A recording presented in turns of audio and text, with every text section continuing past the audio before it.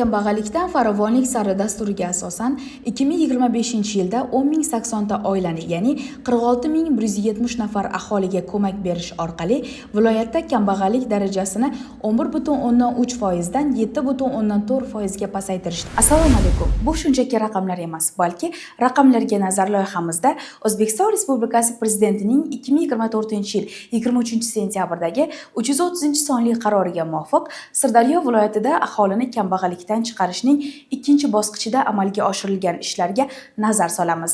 Jumladan, kambag'al oilalar reyestriga kiritilgan 3536 ta oilaga viloyat, shahar va tumanlar darajasidagi 810 ta rahbar va ularning o'rinbosarlariga 5 tadan oila biriktirildi.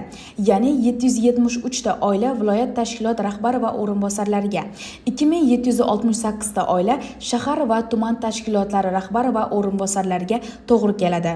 Demak, mas'ullar xonadonlarga borgan holda mahalla yettiligi bilan birgalikda har bir oilaga yangicha yondashuvlar dasturi doirasida reja ishlab chiqib, ularni kambag'allikdan chiqarish bo'yicha ish olib bormoqdalar.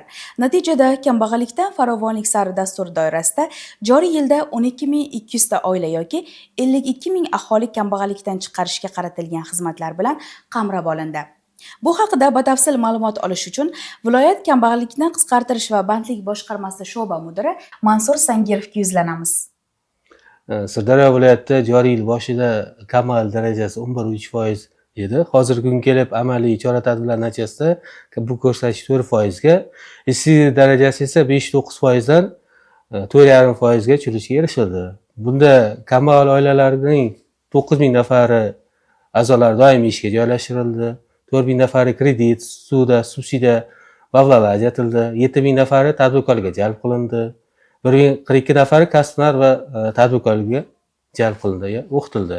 Amalga oshirilgan ishlar natijasida bu joriy yilda 55 ta mahalla kambag'allikdan xoli hududga aylantirildi. Natijasida mana shu amalga oshirilgan ishlar natijasida qariyb 10 mingga yaqin oila kambag'allik reyestridan chiqarishga erishildi. Qarorga ko'ra, viloyatda 53 ta tanlab olingan og'ir mahallalarda aholi tomorqalarini sug'orish tizimi bilan ta'minlash, elektr tizimi, internet tarmog'i va ichki yo'llarni yaxshilash maqsadida jami 159 milliard so'm miqdoridagi mablag'lar ajratish ham rejalashtirilgan. Shu asnoda sug'orish tizimini yaxshilash bo'yicha 47 ta loyihaga 50,8 milliard so'm, 18,6 kilometr kanal, 30,3 kilometr lotok, 700 metr bosimli quvur, 5,1 kilometr kollektorlarni tozalash, 900 metr sug'orish tarmog'i, 27 dona sug'orish qudug'i, 17 dona nasos agregati, 2 ta meliorativ tik qudug'i qurish uchun ajratilgan.